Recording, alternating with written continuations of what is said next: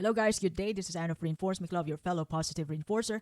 Today, we are going to talk about the 5 powerful ways and how I conquered insecurity and finally feel comfortable in my own skin. Now, it took me 30 plus years to learn how to overcome my insecurities. Matter of fact, is that I'm able to uh, come up with strategies every time I encounter these insecurities. And from all the past mistakes and bad decisions, I don't think that I could ever stop learning, practicing practicing how to beat my insecurities.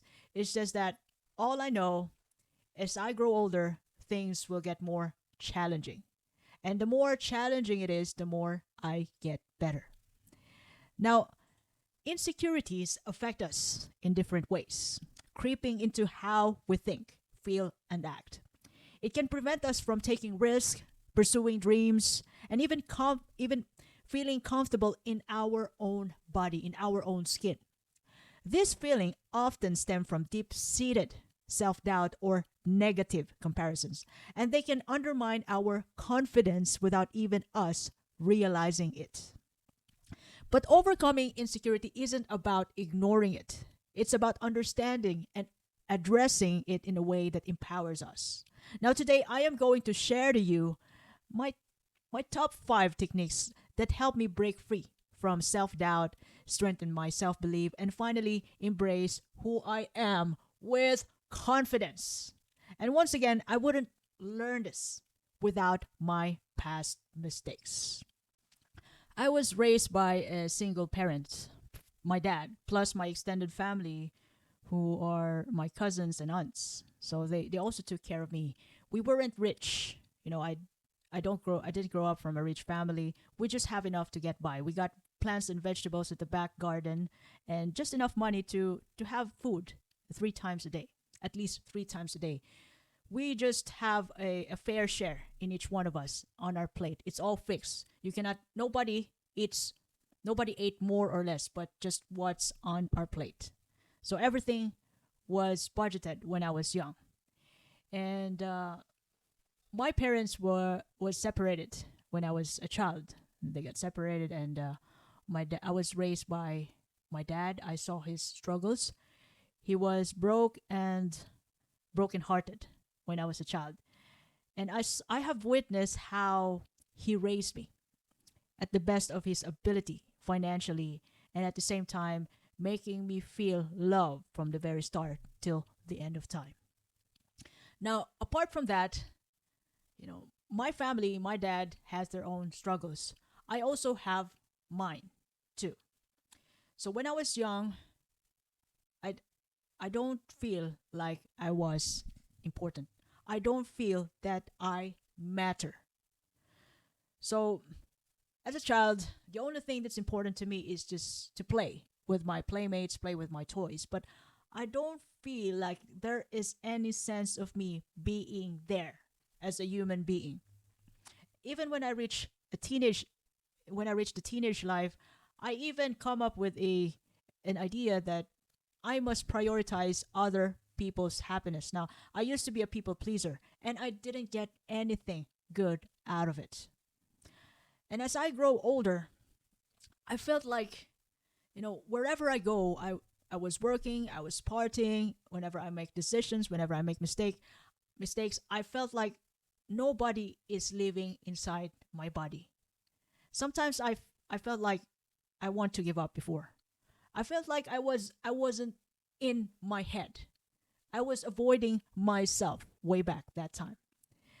Up to the point that, there were goals that I want to achieve that I keep failing and failing and failing, that I thought that I will never ever reach it again, and then plus my bad decisions, I have finally decided to push my old self away. I was disgusted with my own self before.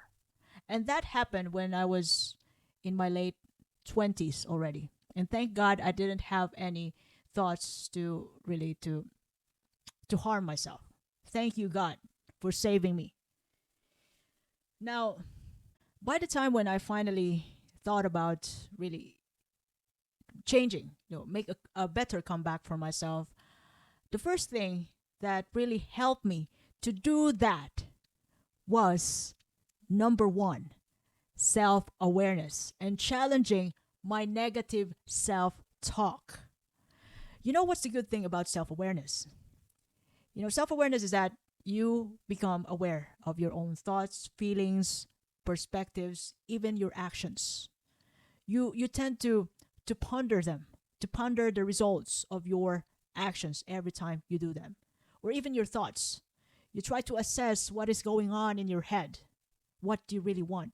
And when I feel uneasy, I've really think about what is really going on in me. Why do I feel uncomfortable? Am I upset with someone? So I I was able to assess myself. So I was dying to solve my problems, basically, way back that time. And becoming self aware means every time I felt something or I make bad decisions, I actually own it. When you own your actions, you've no time to complain. You've no time to blame others. And whatever is the outcome of your actions, you actually just own it, own the outcome, own the results. And then if you don't like the results, if I don't like the results, I just tweak my interventions, come up with another better solution so that when I show up again, I'm going to have a better result. And I've also learned how to argue to myself every time I am pursuing my goals. Because I also have, just like everybody else, or everybody else who have negative self talk, sometimes my thoughts are stopping me to pursue some goals. And I must challenge these thoughts. That's why I argue to myself at times whenever I am doing something which has something to do with my goals, my long term goals, to keep myself consistent so that I can work on myself to become the kind of person who deserves my desire in the long run, which is 2 years from now, 3 years from now. I also have some goals, just like everybody else. So I argue with myself, I challenge my negative self talk, and I become aware of myself. So when I have negative self talk, I've realized that I have low self esteem at times, and I also find out that I could be I have social anxiety at times when I meet with people, with successful people who I think was better than me. So I come up with strategies on how to beat those insecurities. I come up with a plan, a game plan, every time I feel those insecurities because of self awareness. Now, the second thing that happened to me, out of all those mistakes and bad decisions and terrible happenings, adversities in my life, I've also learned, the second one, self compassion. Self compassion means thinking that nobody is perfect. Self compassion means being kind to yourself. And being kind to myself, I have learned to forgive myself every time I make mistakes. Unlike when I was younger, I thought about, if you are grown up, you don't make mistakes. You cannot afford to make mistakes anymore. You must be perfect. I have changed that mentality. The good thing about being compassionate with yourself is that you will never, you will not going to be afraid being yourself. And in the most part, since you're not going to be afraid being yourself, you're not going to be afraid to take risk, because you are already expecting that in some point you're going to fail, but since you have self-awareness, you can come up with a better solution to try it again until you get what you want. And you cannot get what you want happily if you don't forgive yourself as you fail along the way. So be compassionate. Practicing self-compassion. That's the second thing that I've learned. Being kind to me. I was able to forgive myself every time I make mistakes, every time I fail, and come up with a better strategy to show up better the next time around. Now, the third thing that I've learned, you know, out from this life that I have for the longest time, for more than 30 years, is that I have learned to set goals, small achievable goals, or even long-term goals. You know, the good thing about having goals in life, having a direction in life, those anger, if you have anger problems like me, if you have so much dark side, it's so much dark energy. When you have a goal, those dark energy that you have in your body, in yourself, even your dark side of self, will get neutralized because you have to be the kind of person who deserve your goals. So, like for example, me, I want to be rich and kind. So that's one of my goal at the moment. So I cannot be angry all the time because I want to be rich and kind. That is just a hypothetical example. So I cannot be angry all the time and waste my money away because I want to be rich. I want to be the type of rich person who is not extravagant. I want to build myself up financially, emotionally, intellectually. So all those anger issues, even my dark energy, even if I have a tendency to have tantrums, I must neutralize it. And having a goal help me grow, help me become a better person because I must deserve to have those goals 3 years from now, 5 years from now. I do love long-term goals because those goals have changed me over time. And it's not just about long-term goals though. Sometimes when you have a goal, achieving them is one way, and keeping those goals to be with you for the rest of your life is another way, is another version of you. So goals can bring out the best version of you. And it also depends on what kind of goals you have. It's not only about financial goals. It could be relationship goals, whatever you have in mind. That is just one, the example that I have come up right now is just financial goals, my personal financial goals. So if you have something in mind, a goal in mind, it's all up to you. It's all personalized. Now, another thing that I've learned, which is number 4, I focus on my strength and at the same time be aware about my weaknesses. The way it's important to have inventory of your strengths, your passions, as well as your personal values. What do you value most? Because focusing on what you excel or focusing on what you really want to do or where you want to excel, those are the things that you deeply care about. And when you care about something, when you love what you do, it means that you can maintain it. You can do it for the rest of your life. It's not going to be a problem. You don't have to be another person to do that. It's not a waste of energy if you pursue something that you love, that that is your strength, which is in line to your personal values. And when you pursue your strength, you can improve your self-worth and provide a basis for feeling secure within yourself. So when you pursue the things that you love, it's where you're gonna gain your self-worth and you're gonna be happy about it with your progress along the way. You're gonna be more confident. So as to me, at the moment, I've actually pursued my career being a nurse. And the best thing that ever happened to me is that I finally found a company to work with. And my job there is, I'm happy with my job at the moment.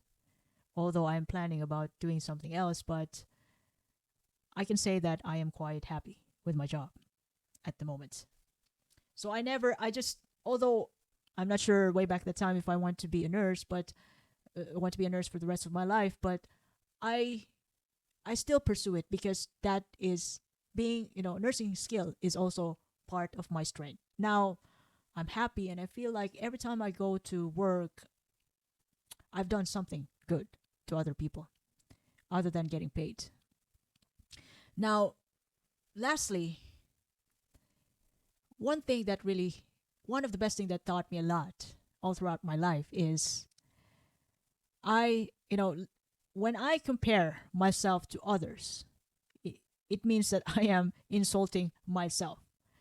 And I come up to an idea to limit com- comparisons, my comparisons to others. I don't compare myself to others anymore because every time I do that, I shrink my confidence. I feel like I am nothing. But the truth is, when I compare myself to other people who is much successful than I, much richer than I, since I have self-awareness, I've realized that those people, those successful people have been working on that area for more than 5 years, 10 years, 20 years, all throughout their lives. And while me, I am just working on it for a year or two, but I'm on my way. Now, every time that it happens that I've realized that I'm comparing to myself to other people again, when I caught myself like that, doing that to me, I just said to myself, look, that's none of my business.